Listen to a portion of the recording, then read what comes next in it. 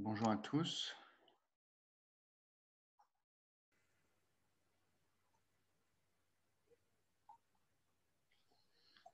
Alors,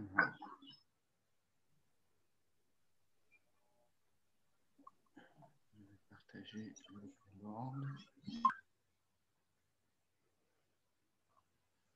Est-ce que je peux ouvrir un nouveau?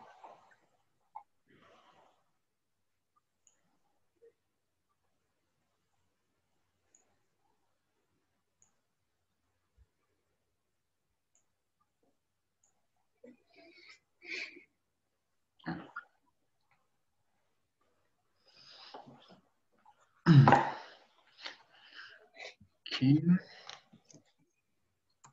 Alors, je vais partager.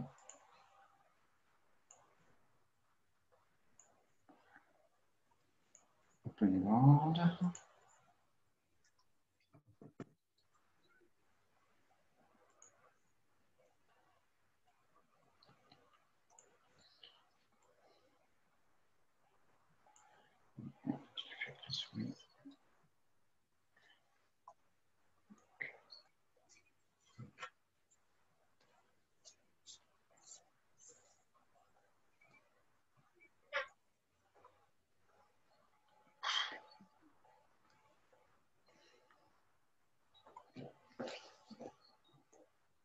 Alors, donc, on va faire des exercices sur les limites.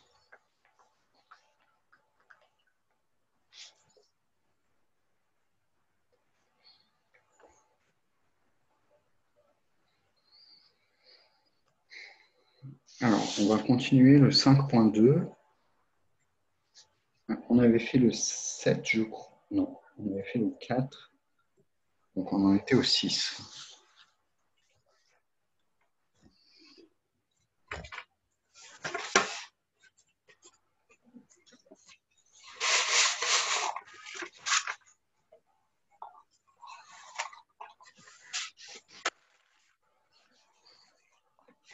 Alors, il y a peut-être d'autres gens qui ont rejoint.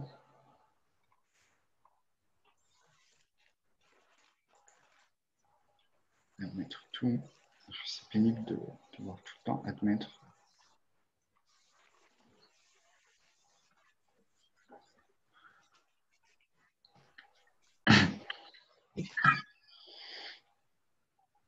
Ok, bon.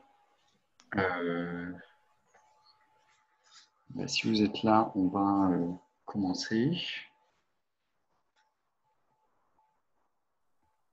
Alors, c'était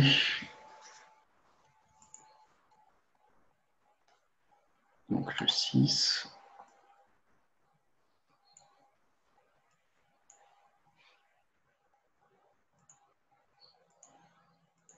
Je peux pas.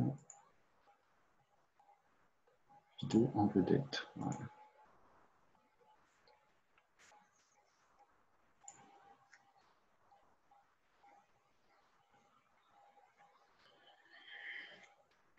Alors, numéro 6, c'était la limite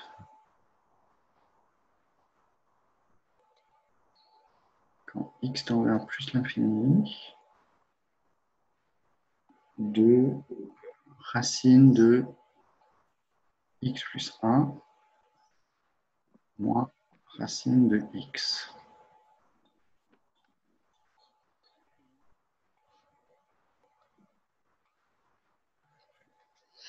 Alors, donc on demande la limite en plus l'infini de ça.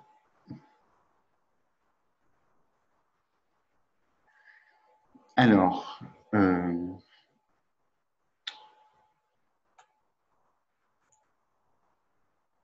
donc,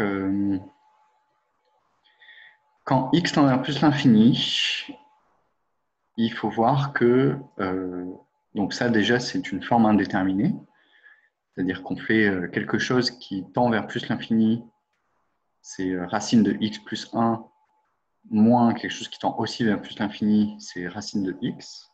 Donc, du coup, on ne sait pas ce que va faire la limite. Et les deux, ils ont un ordre de grandeur à peu près similaire, puisque il y en a un qui tend avec la vitesse de racine de x et l'autre aussi. Donc les deux tendent vers l'infini avec la vitesse de racine de x.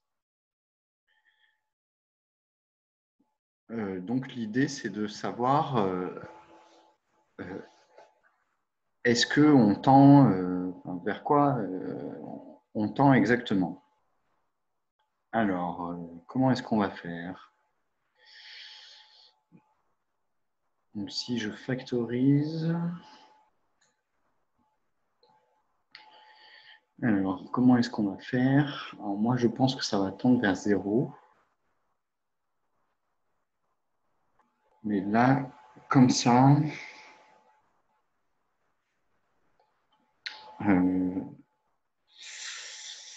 ne sais pas exactement comment ils espèrent qu'on le fasse. Ah, si, peut-être qu'on va pouvoir... peut-être qu'on l'avait fait. Alors, mais il y a un truc qui aurait été plus malin de faire en utilisant les résultats sur la dérivabilité. Mais du coup, on va devoir faire 100. Alors, je vais faire donc, première méthode. Donc, ça va être la méthode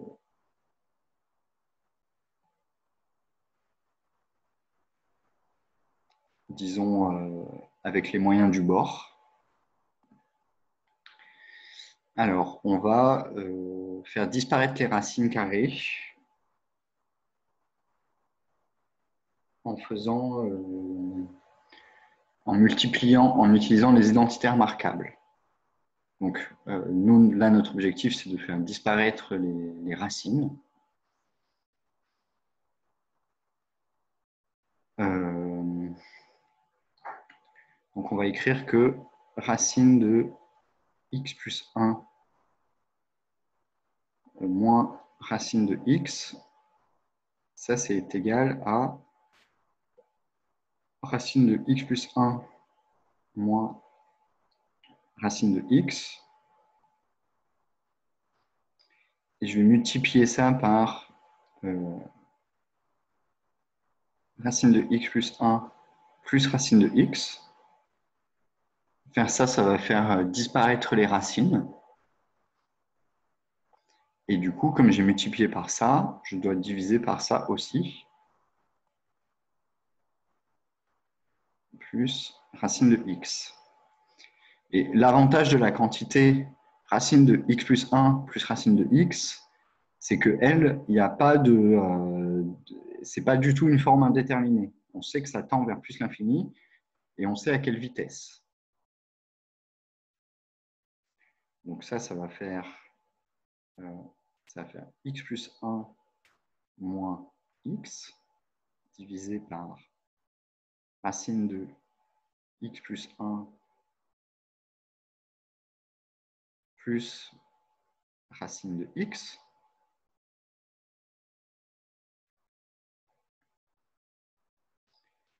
Et donc ça va faire 1 divisé par racine de x plus 1 plus racine de x. Et ça tend vers 0 lorsque x tend vers plus l'infini. OK? Donc du coup, ici, la solution, c'était, je vais faire en rouge, ici, la solution, c'était 0. Alors, je vais vous énoncer un résultat qu'on va voir dans le cours sur la dérivabilité. On va le refaire. Mais pour moi, c'est plus naturel de faire ça parce que là, la première méthode, elle est, disons, elle est très circonstancielle. C'est-à-dire que ça marche parce que cette technique-là, elle marche, mais c'est un petit peu du bricolage. Alors, je vais faire la deuxième méthode.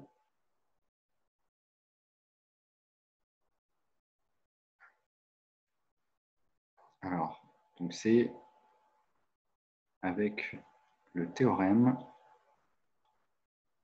des accroissements finis.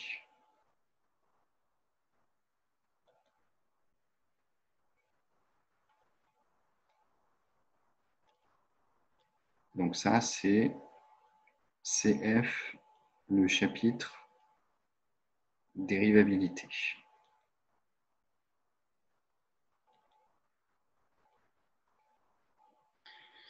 Donc, le théorème, c'est que donc,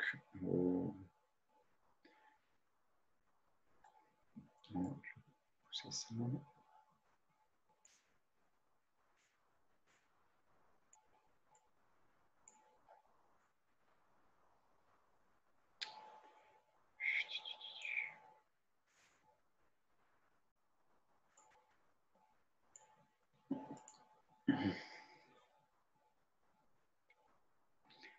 Donc, théorème, donc soit F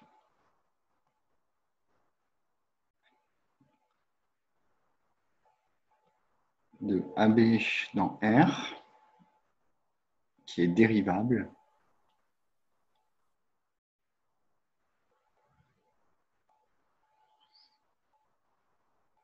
donc je vais plutôt prendre une fonction F définie sur I.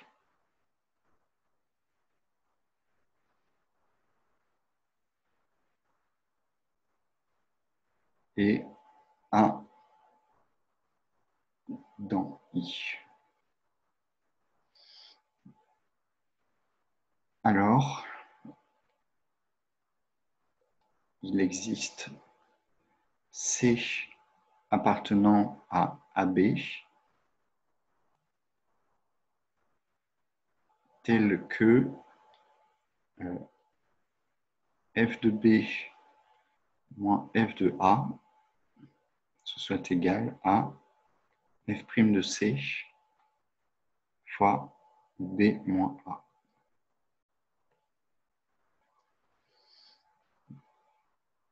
Donc ça, c'est le théorème des accroissements finis.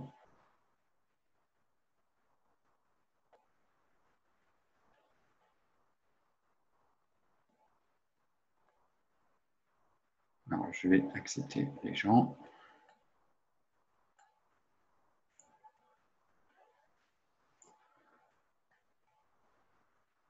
Okay.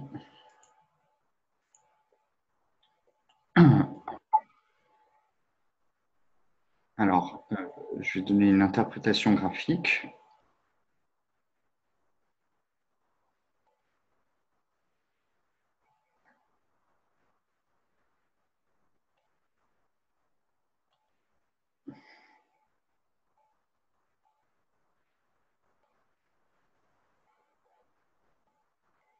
Donc, on va prendre A, B, et je vais faire un petit dessin. Alors, je vais prendre f de A ici.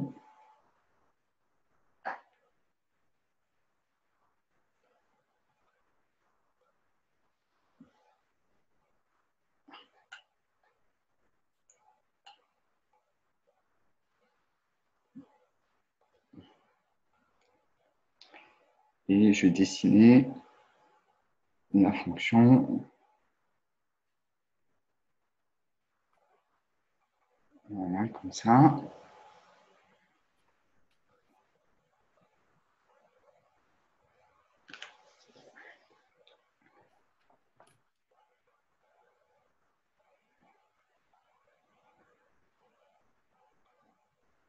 OK.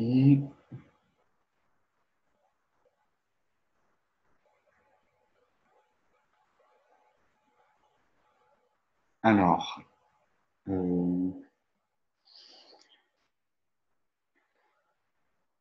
donc, en fait, si on trace cette droite-là,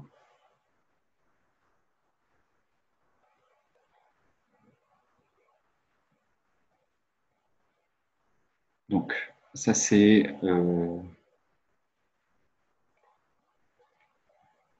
la droite de pente f de B moins f de A divisé par B moins A. Et en fait,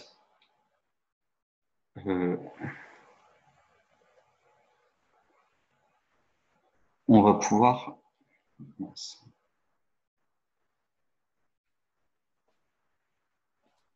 Donc ça va être un petit peu galère. Mince.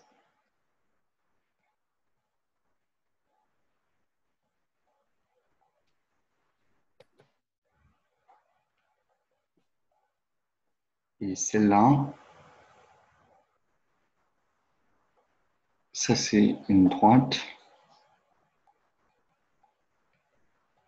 de pente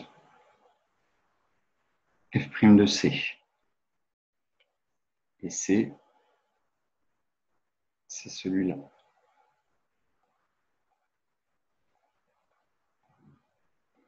Donc elle est tangente à la courbe.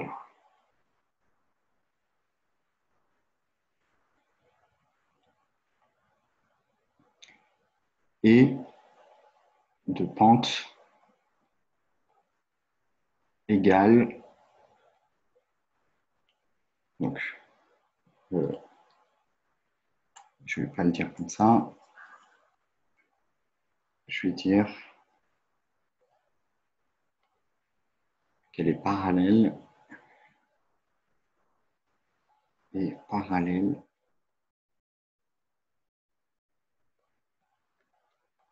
à la première droite.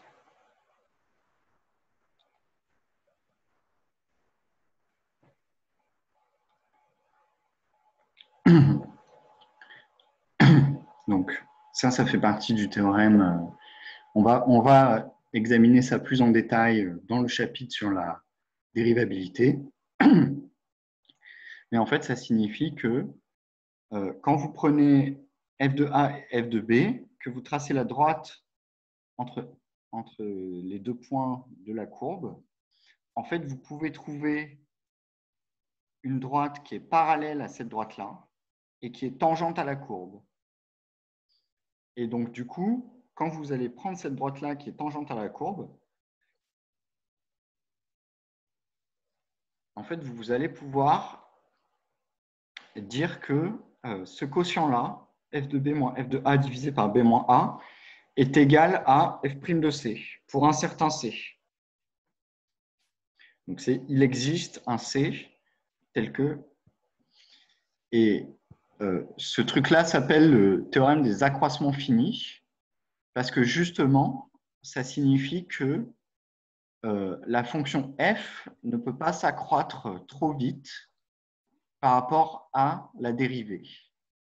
C'est-à-dire que, en fait, la dérivée, elle va aussi influencer le taux d'accroissement de la fonction. C'est, si vous voulez, c'est un petit peu, vu la dérivée, c'est la vitesse, c'est un petit peu, comme conséquence, il y a le fait que si la dérivée est bornée, si la vitesse est bornée, alors la fonction ne peut pas s'accroître trop vite. Elle ne peut pas avoir une vitesse qui dépasse cette borne. Et du coup, ça permet de contrôler la fonction. Si on contrôle sa vitesse, alors on contrôle la fonction. Bon. Je vais l'appliquer dans cet exemple-là.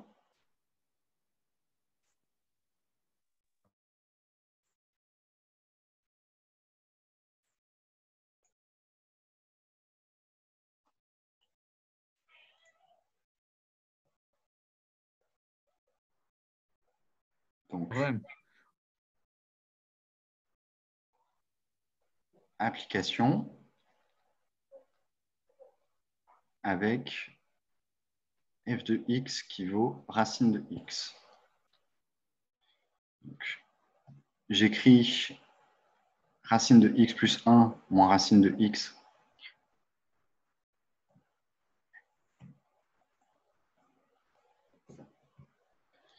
qui est égal à f de x plus 1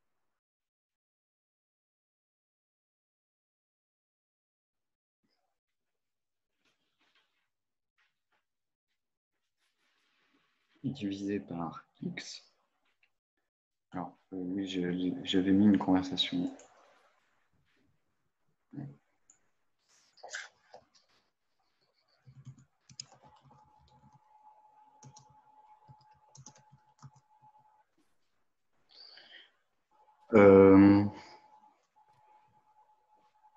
Donc, il se trouve que je filme. Donc, normalement, je devrais pouvoir mettre les vidéos disponibles. Et les PDF des notes aussi seront disponibles.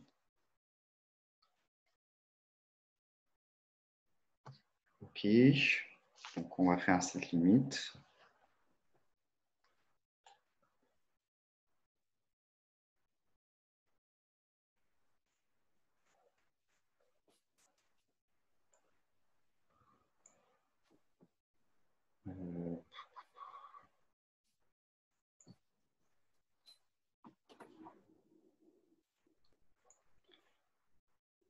Alors, donc là, on fait tendre x vers moins l'infini.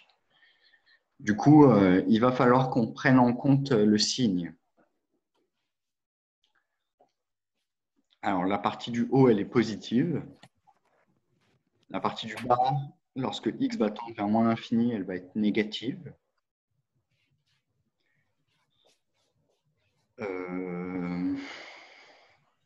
Donc, en fait, je vous rappelle que j'avais dit que si x est strictement négatif, alors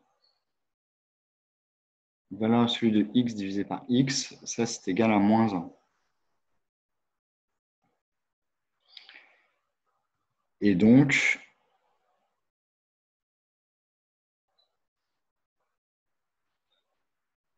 ça c'est égal à x moins 1 si x est strictement négatif. Donc,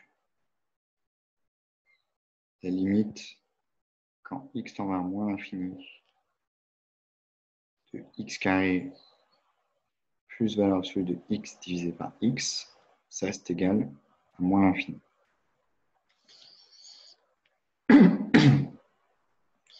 Ok, bon, bah, c'était pas très difficile.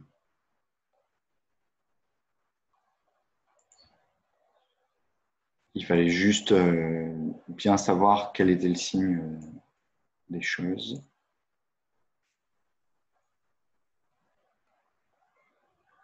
C'est pénible ça. Pourquoi il y a ce...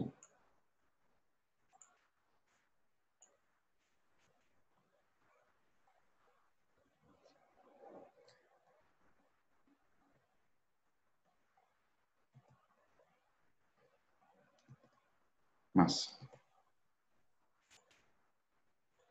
J'ai fait n'importe quoi.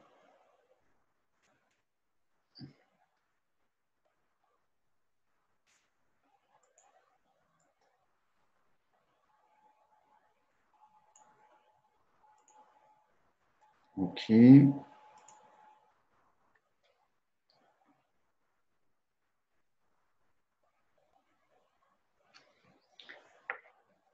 Alors, voyons.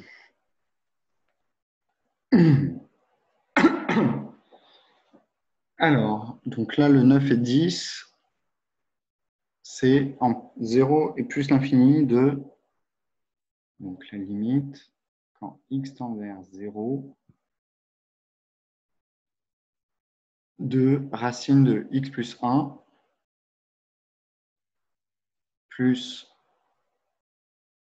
racine de x divisé par racine de x plus 9. Alors, donc, bon, bah, en fait, c'est pas très difficile parce que c'est pas une forme indéterminée. Donc, en haut, donc,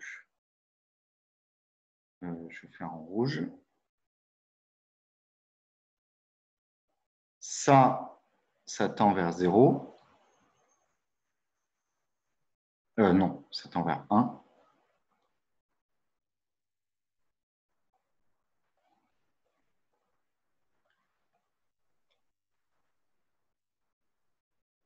ça tend vers 1. Ça tend vers 0. Ça tend vers racine de 9, ce qui fait 3.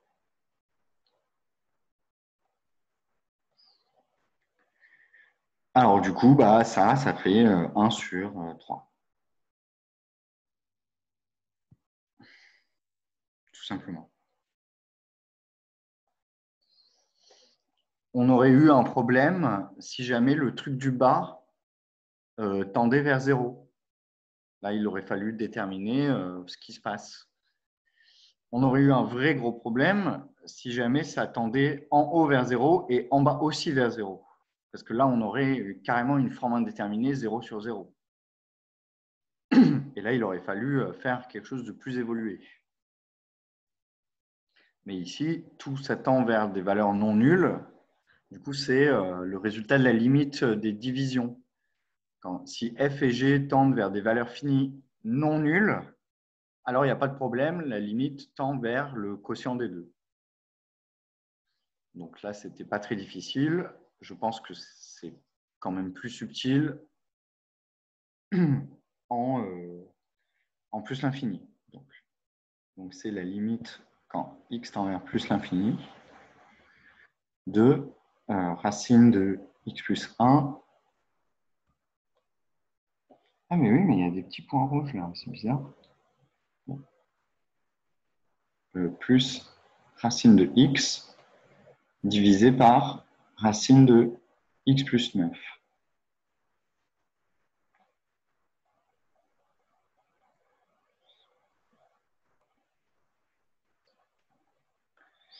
Alors, donc, là, déjà, ça demande plus de comprendre qu'est-ce qui tend vers l'infini à quelle vitesse.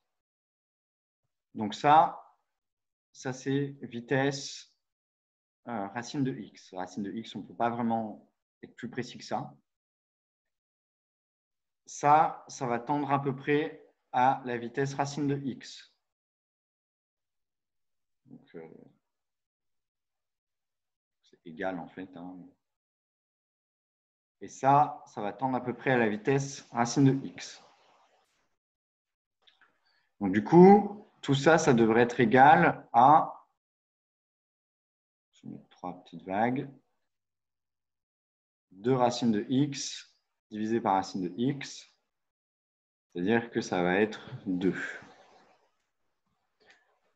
C'est-à-dire qu'on pense que la vitesse, la limite, c'est 2. Alors, pour le démontrer, on va dire que, en fait, on va factoriser par la quantité qui est l'ordre de grandeur des choses. Donc ça, divisé par racine de x plus 9. Ça, en fait, ça, je vais multiplier en haut par 1 sur racine de x. Et je vais multiplier en haut et en bas par 1 sur racine de x. Ça va faire... Alors, je vous invite à le faire en détail. Ça va faire racine de 1 plus 1 sur x plus 1 divisé par racine de, alors, 1 plus 9 sur x.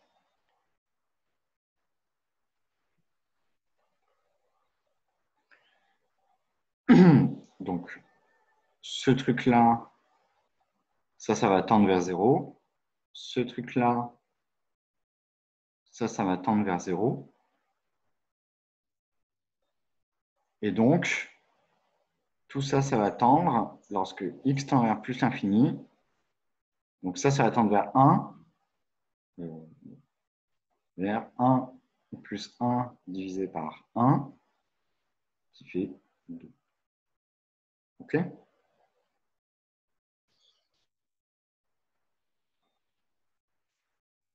Alors, est-ce que...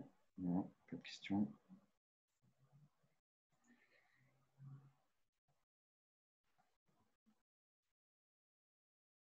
Alors, on va commencer l'exercice suivant, sauf si vous avez des questions.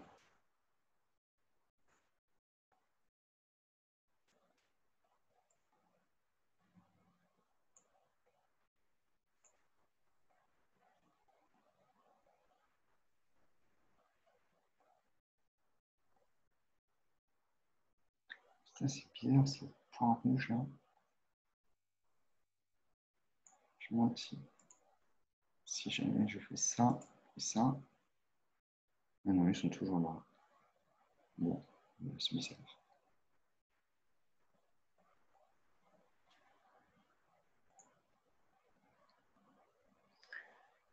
Ok, donc on va faire le 5.3, donc c'est avec la fonction partie entière.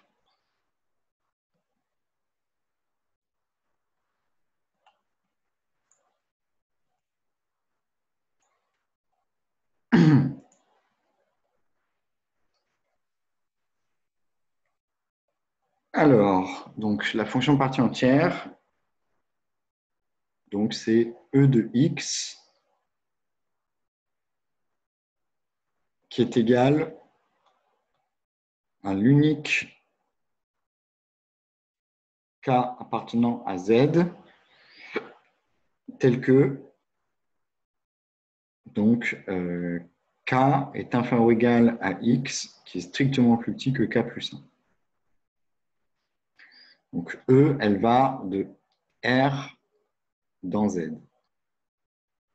Donc on avait vu par exemple que E de pi, c'était 3, et E de moins pi, c'était moins 4.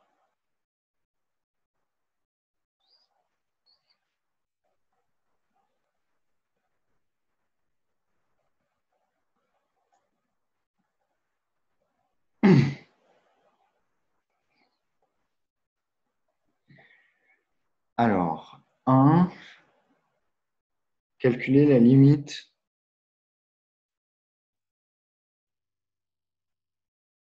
quand x tend vers n plus de E de x et la limite quand x tend vers n moins de E de x. Alors, je vais faire séparément. Donc, si x est strictement plus grand que m, donc ça c'est n appartenant à z.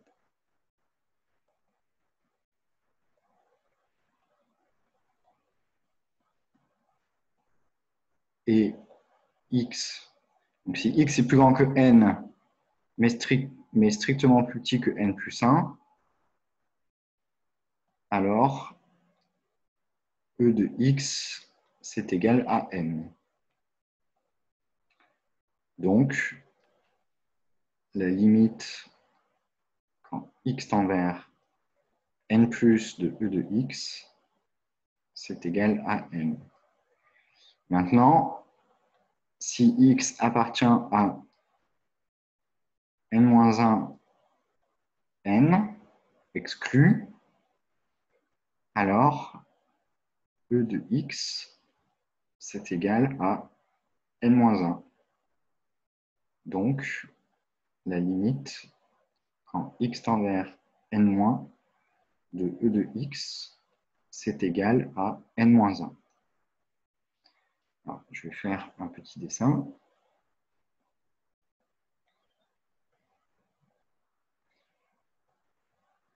Donc,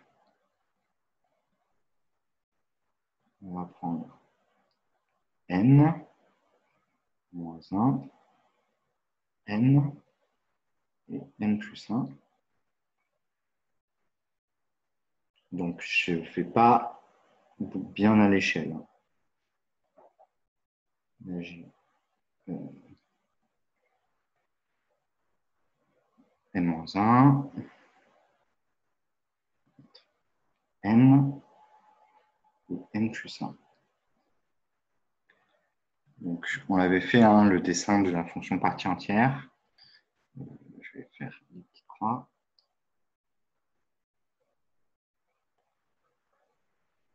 Hop. Qu'est-ce que c'est qu'on a fait? On va essayer de le faire mieux.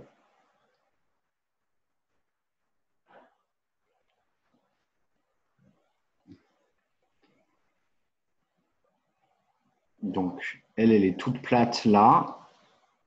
Là, ça, c'est exclu. Donc, ça, c'est inclus.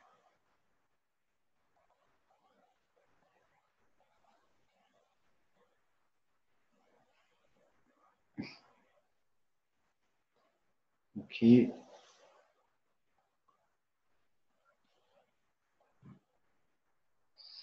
là, vous voyez, en fait, ce qu'on nous a fait faire ici, ces deux limites-là, c'était cette valeur-là et cette valeur-là.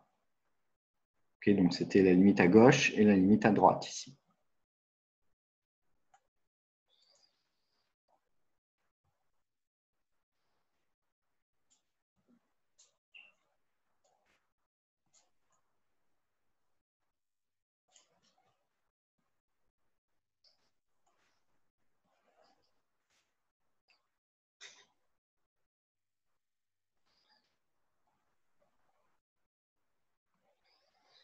Alors, soit A appartenant à R,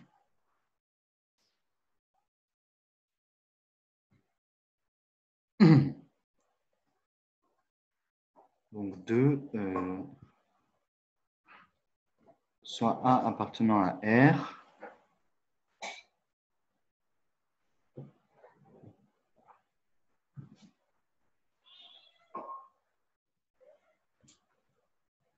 vérifier que, donc montrer que la limite quand x tend vers A de E de x égale A, si et seulement si A n'appartient pas à Z.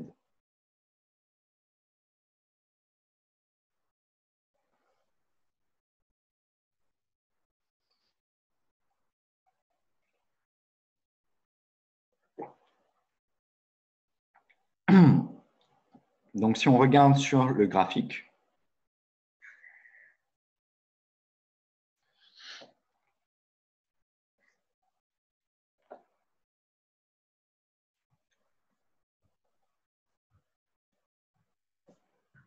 alors, limite égale à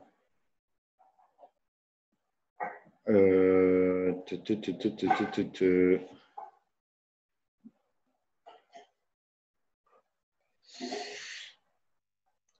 je trouve ça bizarre parce que si A n'appartient pas à Z, parce que la limite de la fonction partie entière, c'est forcément un entier. Donc, du coup, en fait, ce truc-là, ouais, je pense qu'ils ont fait une erreur dans l'énoncé. Parce que c'est pas.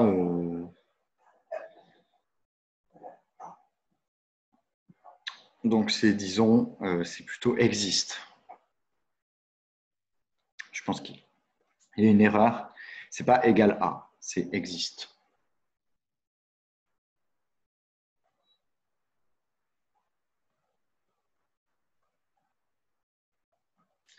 Et par existe ici, j'entends est la même à droite et à gauche.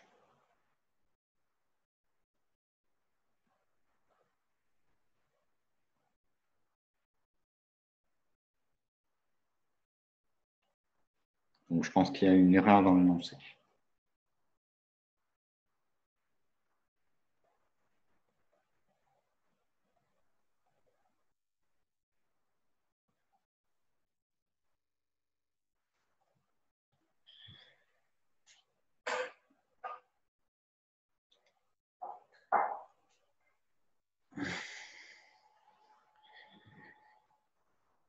Donc, nous, on a vu que si A appartient à Z,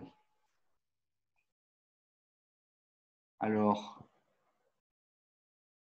la limite quand x tend vers A plus de E de x était différente de la limite quand x tend vers A moins de E de x.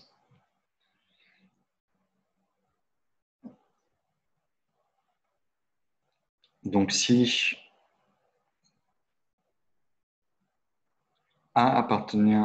si A est dans Z, alors la limite quand x tend vers A de E de x n'existe pas.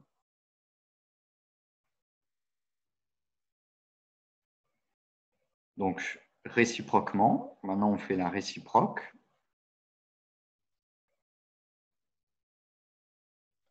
Donc,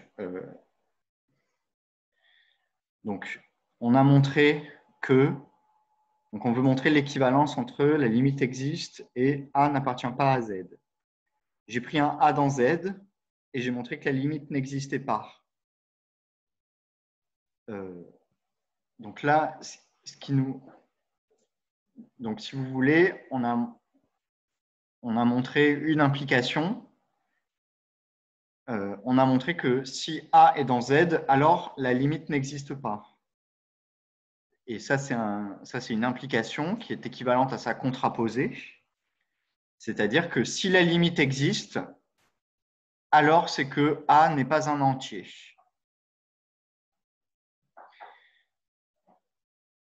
Donc, on a montré que si A était un entier, alors la limite n'existait pas. Et donc, ça veut dire que si la limite existe, ça veut dire que A n'est pas un entier. Maintenant, il faut montrer la réciproque. Et la réciproque, c'est l'implication opposée d'un de ces deux énoncés. Donc, c'est soit que si la limite n'existe pas, alors A est un entier. Ou l'autre implication qui est que si A n'est pas un entier, alors la limite existe. Donc, on va essayer de montrer que, a priori, ce qui est plus facile, c'est de montrer que la limite existe. Donc, réciproquement, si A n'appartient pas à Z, on va essayer de montrer que la limite existe. Bon, bah, ça se voit, hein, mais si A n'appartient pas à Z, donc ça veut dire que donc E de A, c'est l'unique cas dans Z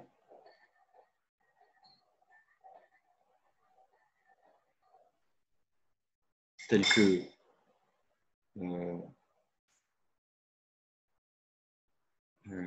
K soit inférieur ou égal à A, c'est strictement inférieur à K plus 1. Et là, on va utiliser l'hypothèse que A n'est pas un entier. Si A n'appartient pas à Z, cette égalité-là est stricte. Car A n'appartient pas à Z. Donc, A, il appartient à E de A, E de A plus 1.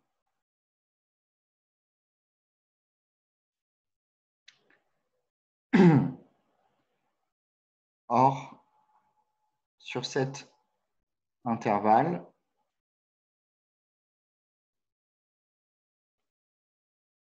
la partie entière est constante.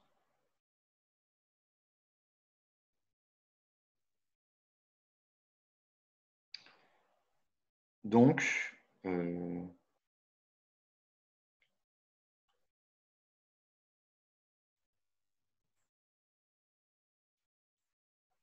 la limite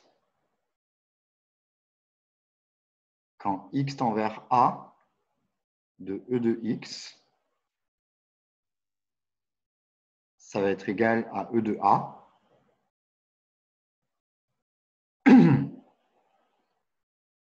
Ah, voilà, donc c'était E de A, en fait, je pense, ici, ce qu'il voulait écrire.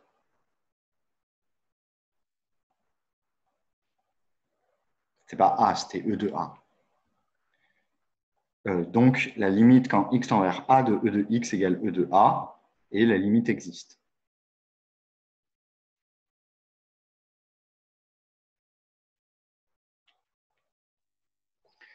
Donc, je vais l'écrire.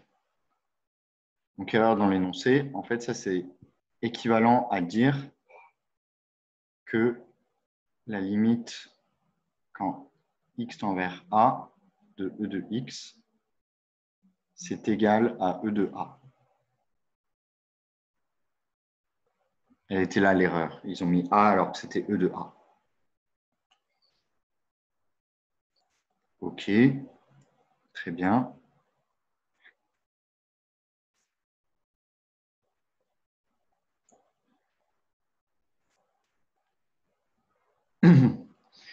Il y a quelques erreurs, hein. C'est normal, hein, de se mélanger. Quand on fait des feuilles d'exercice avec 25 exercices par chapitre, on fait souvent des petites erreurs comme ça. Il avait quelque chose en tête. En plus, avec la partie entière, il y a toujours moyen de se mélanger parce que, et que E de x égale x, ça équivaut à x est un entier. Donc, il y a toujours moyen de se mélanger entre A et E de A. Bon, voilà. Alors, on va faire des limites. Alors, il y a un truc avec la partie entière, c'est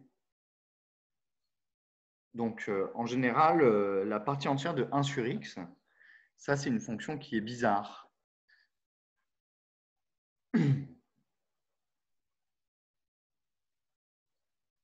Donc,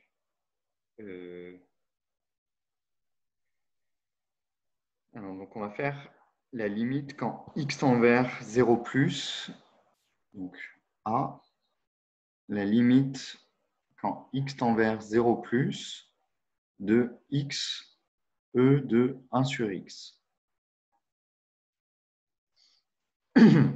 Alors,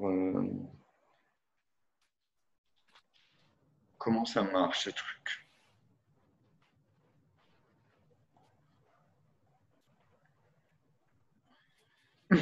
Donc, quand x va tendre vers 0 plus,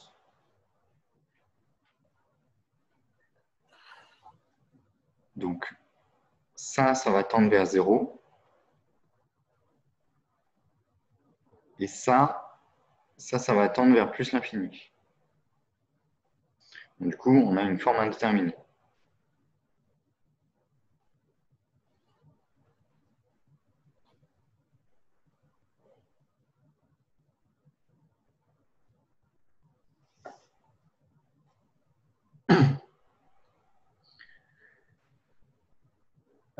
Alors, du coup, ce qui va se jouer ici, c'est la vitesse. Il faut savoir que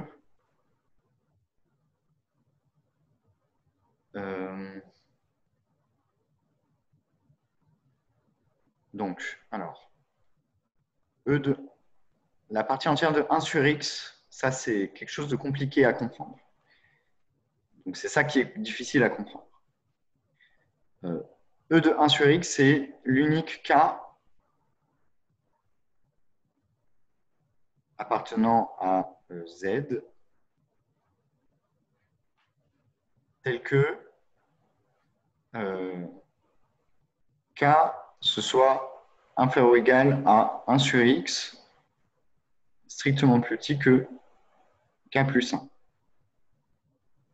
Alors, avec x positif,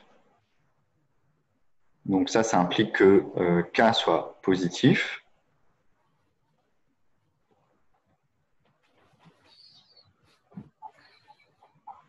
Même k va être strictement positif puisque 1 sur x va devenir très grand. Donc je vais prendre x plus grand que 1.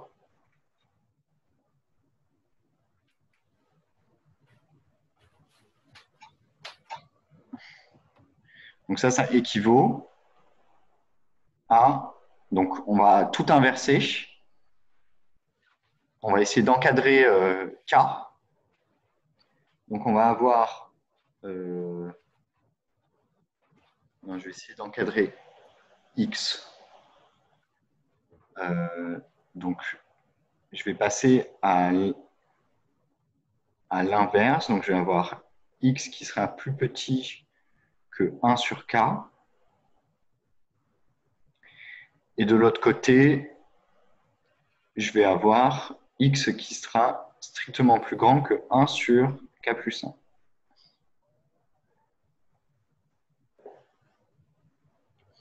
Donc en fait, E de 1 sur X, c'est l'unique K appartenant à Z. Donc pour X strictement plus grand que 1, tel que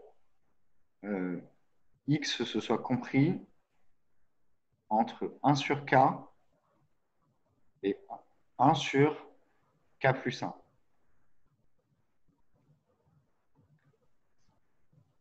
C'est-à-dire qu'on a cette droite-là, 0, on a 1 sur K, 1 sur K plus 1, 1 sur K plus 2, etc., etc. Et la fonction partie entière, elle va valoir K ici, sachant que c'est inclus ici.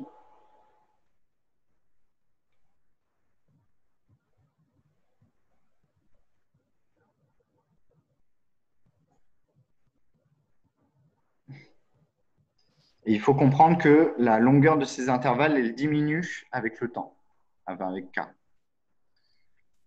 Donc ça, c'est... Alors, je vais faire un truc ici. Ça, c'est la valeur K. Ça, c'est K plus 1. Là, c'est K plus 2.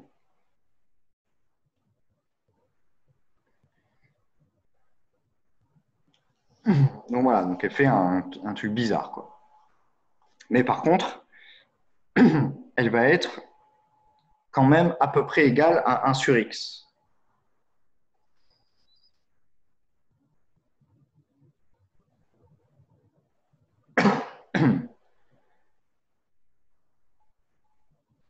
Donc, ce qu'on peut faire, c'est encadrer.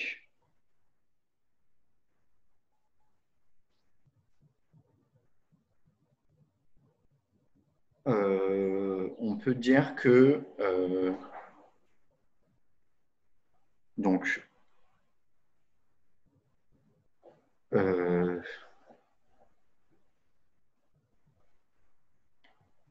E de 1 sur X, donc ça c'est K, ça c'est supérieur ou égal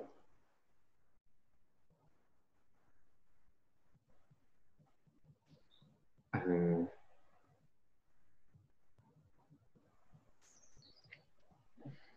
alors quelle inégalité je vais utiliser? J'aimerais bien euh, j'aimerais bien comparer E de 1 sur X à X.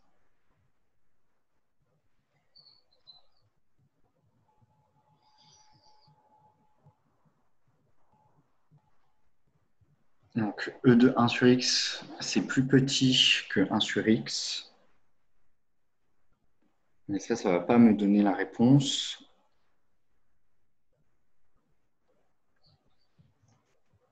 Oui, voilà, parce que je pense que ça tend vers 1. E de 1 sur X, ça c'est plus petit, puisque c'est K ici. Ça c'est plus petit que 1 sur X.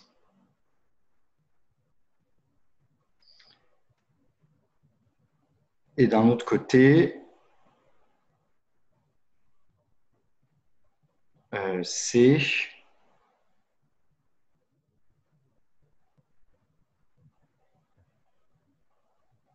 Euh, du coup, est-ce que c'est plus grand que E de 1 sur x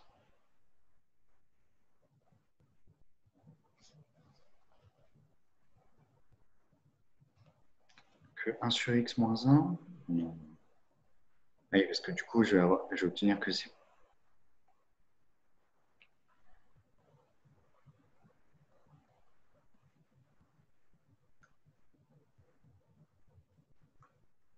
Et en même temps, E de 1 sur x,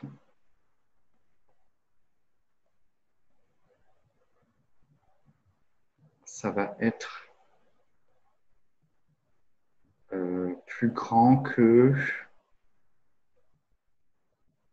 euh,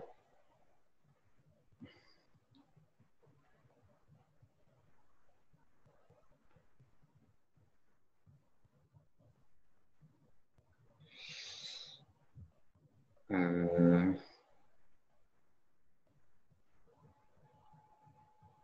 1 sur x moins 1.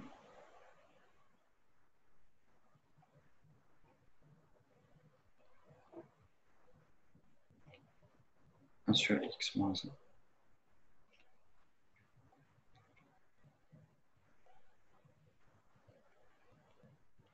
OK. Et maintenant, en multipliant par x, ça va faire 1 moins x qui est inférieur ou égal à x e de 1 sur x qui est plus petit que 1. Ça tend vers 1 lorsque x tend vers 0. Ça tend vers 1 lorsque x tend vers 0. Donc, du coup, tout ça, ça tend vers 1 lorsque x tend vers 0 plus.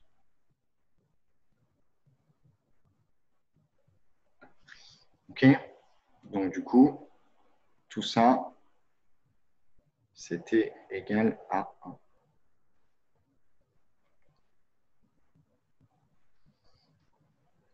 Je ne vais pas l'écrire comme ça. Attends.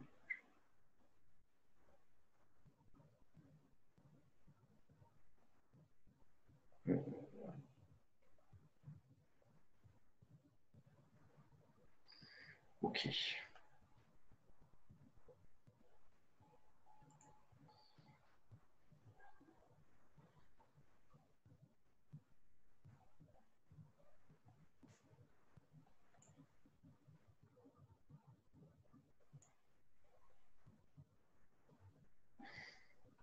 OK.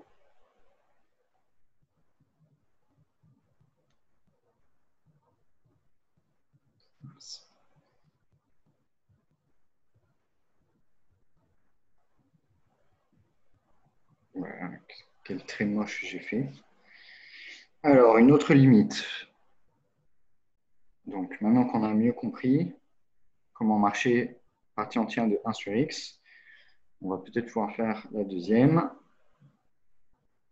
Alors, bon, celle-là, il y a un petit. En fait, c'est très facile, c'est beaucoup plus facile.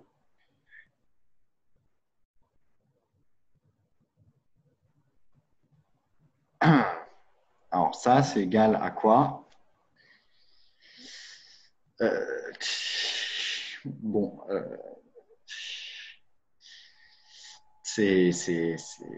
en fait, c'est presque évident. Mais il faut quand même voir pourquoi c'est évident. Donc, on va faire une analyse un petit peu bidon.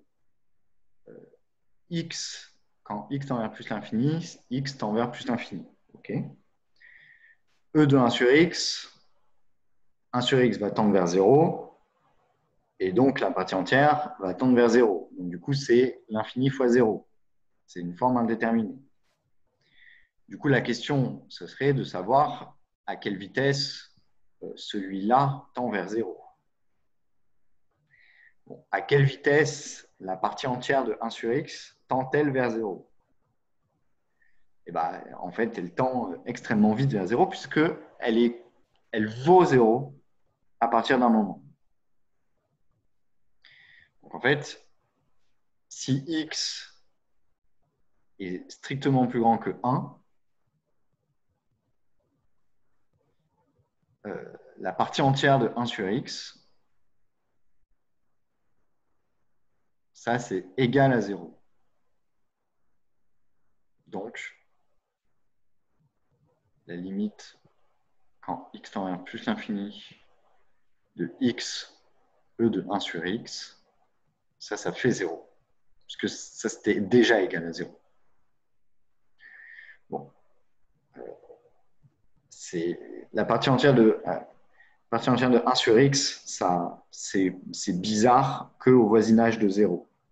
En plus, au-dessus de 1, qu'est-ce que c'est que ça?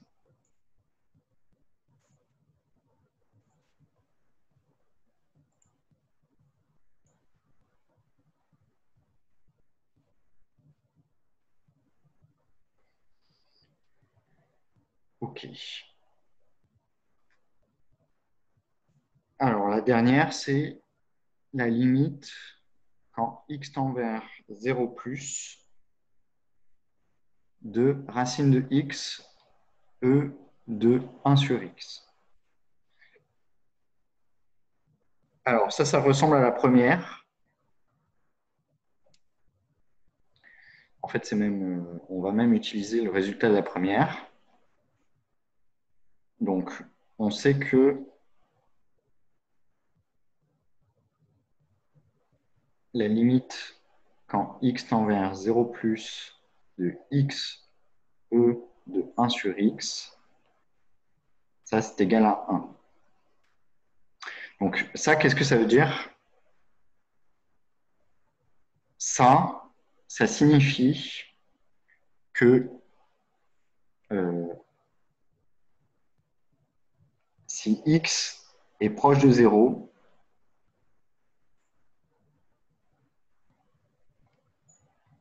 e de 1 sur x est à peu près égal à 1 sur x.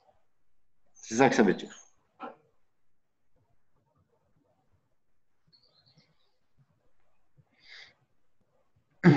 Donc du coup, en fait, ce morceau-là devrait être, le morceau partie entière de 1 sur x devrait être à peu près égal à 1 sur x. Du coup, ça veut dire que cette limite-là, on est en train d'essayer de calculer la limite de racine de x divisé par x. Ça veut dire 1 sur racine de x quand x tend vers 0. Et donc ça va tendre vers plus l'infini. Donc normalement, la réponse à cette limite, c'est plus l'infini. Alors, bon, la limite quand x tend vers 0 plus de racine de x, e de 1 sur x, ça c'est égal à la limite. Donc, je vais faire apparaître la limite que je connais.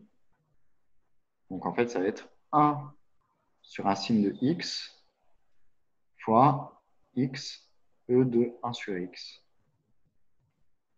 Et je sais que ça tend vers 1. Donc, en fait, ça tend vers plus l'infini. Parce que ça va tendre vers... Alors, je vais gommer. Parce que j'ai fait un truc moche.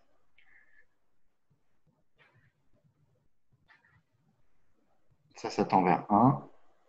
Ça tend vers plus l'infini. Donc, du coup, voilà.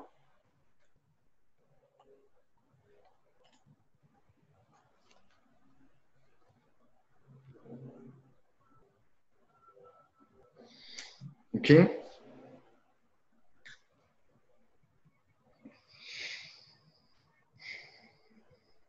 Alors, on va essayer de faire le 5.4.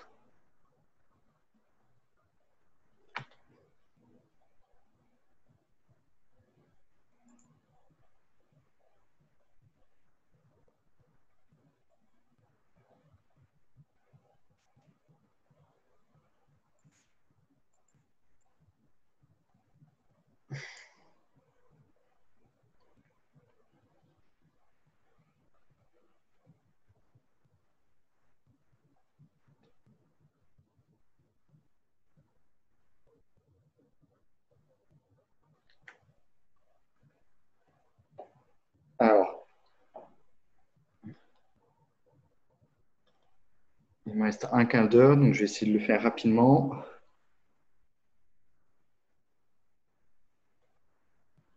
Alors, la limite, quand x tend vers 0 de e de x moins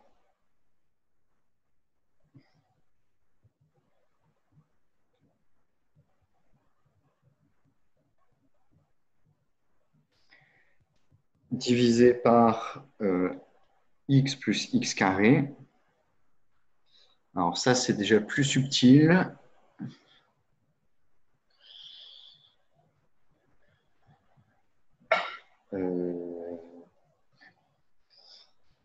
Donc déjà, le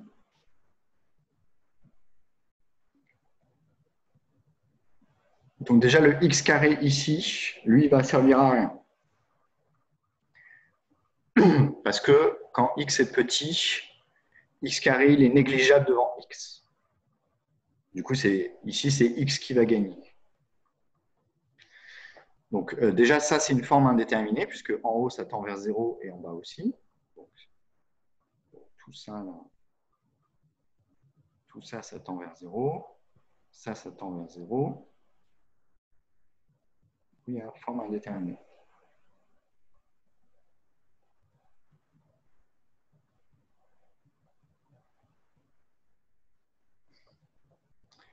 Alors,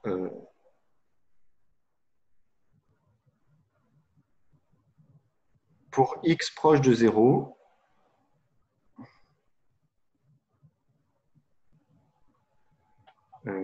x plus x carré, ça c'est à peu près égal à x.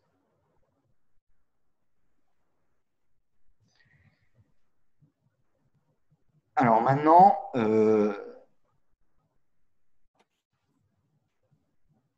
pour x proche de 0, e de x, ça c'est à peu près égal à 1 plus x. Et ça va cette approximation-là, qui est une approximation d'ordre 1, elle va suffire pour nous donner la solution, parce que et ça va faire e de x moins e de moins x. Ça va être égal à... Ah ben non, en fait, ça ne va pas suffire.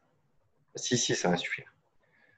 1 plus x moins 1 moins x, ce qui fait 2x. Et x plus x carré, ça va être à peu près égal à x. Donc du coup, le quotient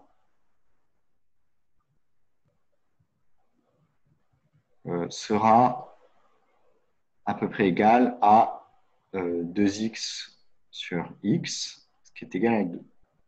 Donc je pense que la limite, c'est 2. Alors, pour le démontrer,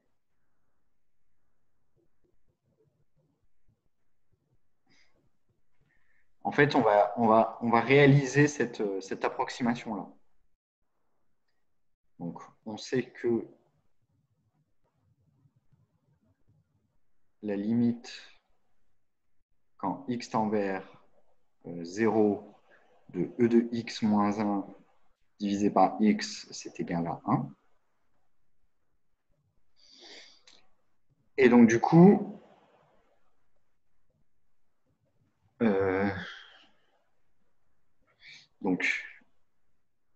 et que la limite, quand x tend vers 0, de x plus x carré divisé par x, ça, c'est égal à 1. Alors, je vais faire une autre page.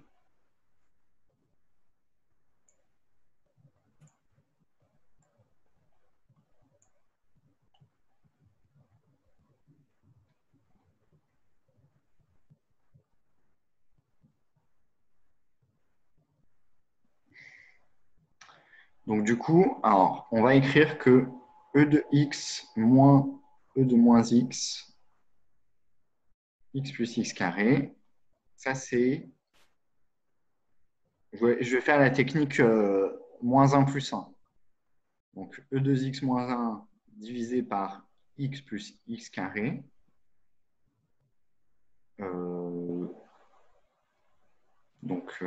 Moins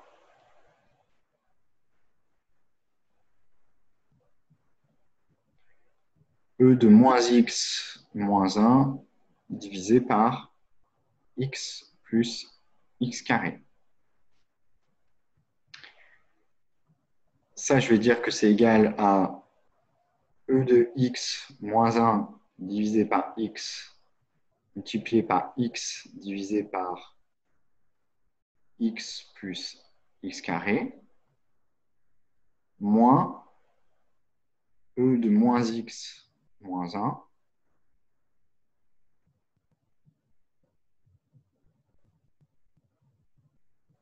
divisé par x. Donc, je vais faire disparaître le... Enfin, j'aime pas qu'il y ait des moins là, le moins qui n'est pas au même endroit. Alors, je vais le faire fois x divisé par x plus x carré. Alors, le moins, je vais le mettre devant le x. Donc, comme ça. Et donc, maintenant, je vais pouvoir... Ça, c'est que des limites que je connais. Alors, ça, tout ça, ça tend vers 1. Ça tend vers 1.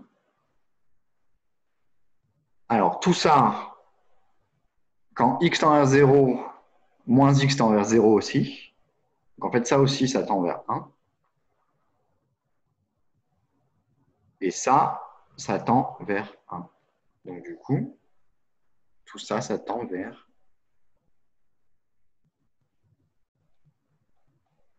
1 plus 1. C'est égal à 2. OK ? Donc,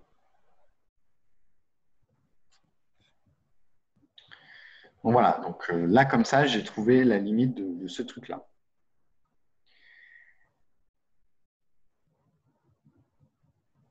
OK. On va essayer de faire le deuxième. Ah, bah, c'est la même fonction. Allez, cette fois, c'est en plus l'infini. Alors, ça risque d'être plus facile puisque la fonction exponentielle elle est plus facile à comprendre en plus l'infini que les autres fonctions. Moins e de moins x. En plus l'infini, l'exponentielle, elle gagne toujours sur les polynômes. Donc, du coup, c'est plus facile à comprendre ce qui se passe par rapport à ce qui se passe en zéro. En zéro, l'exponentielle, elle est assez subtile, même si, bon, c'est subjectif. Mais a priori, les questions les plus difficiles sur la fonction exponentielle se passent au voisinage d'un point, au voisinage de zéro. En plus l'infini moins l'infini, c'est bien compris. Alors, on va analyser qu'est-ce qui tend vers quoi. Alors, en plus l'infini, ce truc-là, ça tend vers 0.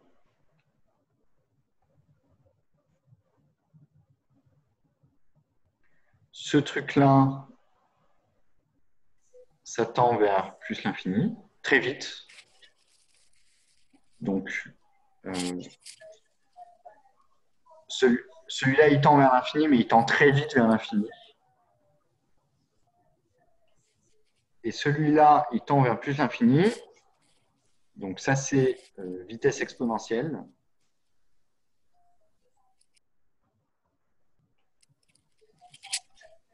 Exponentielle.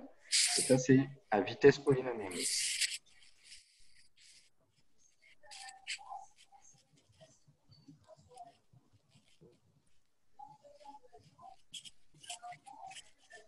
Alors, du coup, en fait, toute cette partie-là, ça tend vers... Donc, ça fait quelque chose qui... Un truc qui tend vers 0 divisé par un truc qui tend vers l'infini, ça tend vers 0. Donc, la partie à droite, elle va tendre vers 0. Et la partie à gauche, donc ça va être la limite x tend vers plus l'infini de e de x divisé par x plus x carré. Et ça, d'après le cours, ça fait plus l'infini. Car la fonction exponentielle croît plus vite que toute fonction polynomiale.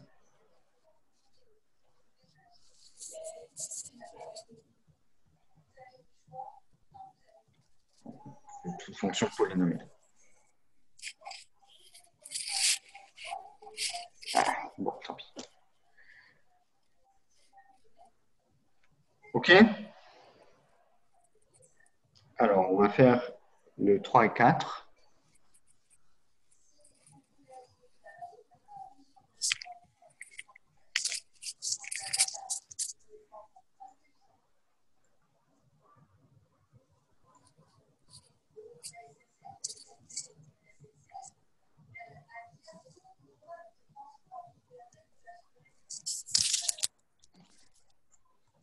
Alors, combien de temps il me reste? Bon, je vais essayer de le faire rapidement, puisqu'on a commencé 5 minutes en retard. C'était de ma faute. Mais...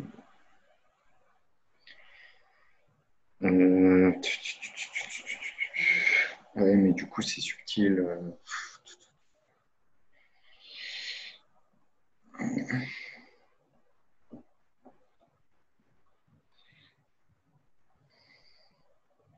Bon, ça ressemble, hein, je trouve.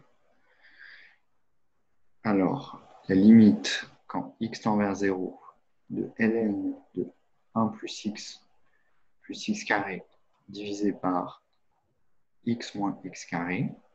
Donc lui, le x carré, là, celui-là, il va servir à rien, comme tout à l'heure. Celui-là aussi, d'ailleurs. En fait, ça va être égal à la limite de ln de 1 plus x divisé par x. C'est ça que ça va faire. Ça, on sait que ça fait 1. Alors, comment le montrer? Donc ça, je peux dire que ça fait la limite, quand x tend vers 0, de ln de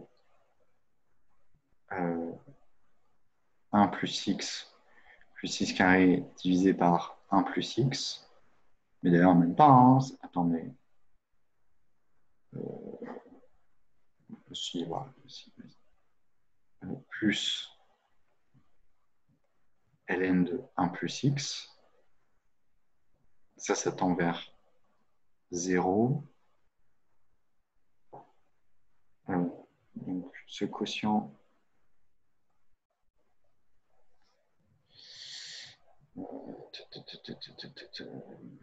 comment je vais faire pour le démontrer avec le ln? Voilà, parce que non, mais ça tendait déjà vers 0.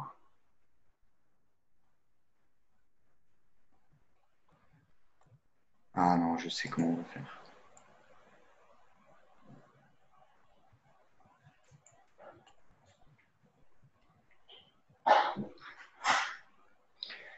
Donc, on sait que ln de 1 plus x divisé par x, ça tend vers 1. Donc, la limite, quand x tend vers 0, de ln de 1 plus x carré, divisé par 1 plus x carré, ça, c'est égal à 1. Donc, la limite, quand x tend vers 0, de ln de 1 plus x carré, divisé par x moins x carré. Donc ça, je vais pouvoir multiplier par 1 plus x carré, divisé par 1 plus x carré. Ce morceau-là, ça tend vers 1. Donc du coup, ça c'est égal à la limite quand x tend vers 0 de 1 plus x, mince, Ah, je me suis trompé.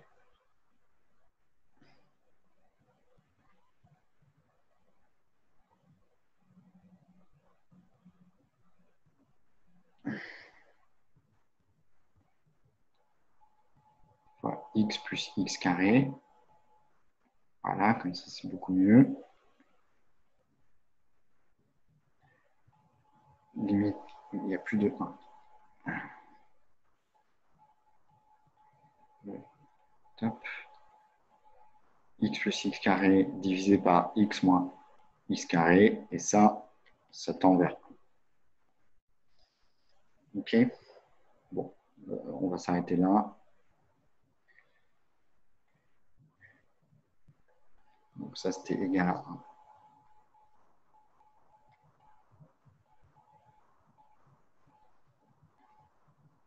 En fait, vous voyez, si on retire les x carrés vont être négligeables en 0. Donc du coup, c'est comme si on... En fait, tout réside dans cette limite-là. Puisque x carré va être négligeable. Bon, allez. On va s'arrêter. Je ne vais pas vous prendre plus de temps.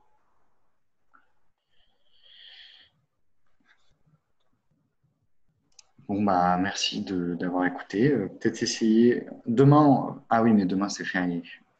Bon, bah, je ne sais pas ce qu'on fera pour le reste du 5.4 et le 5.5. Ce serait bien d'essayer de faire un petit peu du 5.5 au moins, parce que comme ça, il y aurait des sinus et des cosinus. Après, bon, on verra. Monsieur, Ah oui. et pour la correction de l'interro. Ah oui, bah, peut-être que je ferai une correction. Alors, les notes, je suis en train, en fait, j'ai corrigé, mais j'essaie de refaire le barème. Ok. Et alors, pour avoir la correction, oui, peut-être que je le ferai. Je ne sais pas si je le ferai en LaTeX, c'est-à-dire en PDF. Peut-être comme ça, une vidéo, ça peut être sympa, que je donnerai à partager en lien. Sinon, bah, bon, bah, je vous donnerai une correction, ok? Je ne sais pas encore sous quelle forme, mais je vous donnerai la solution. Ok, merci.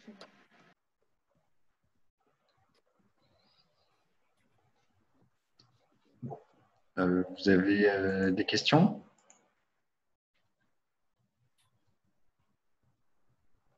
Bon,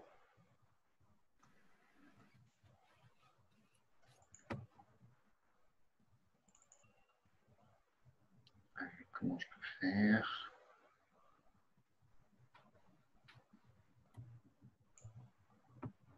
Ok, bon, bah, au revoir.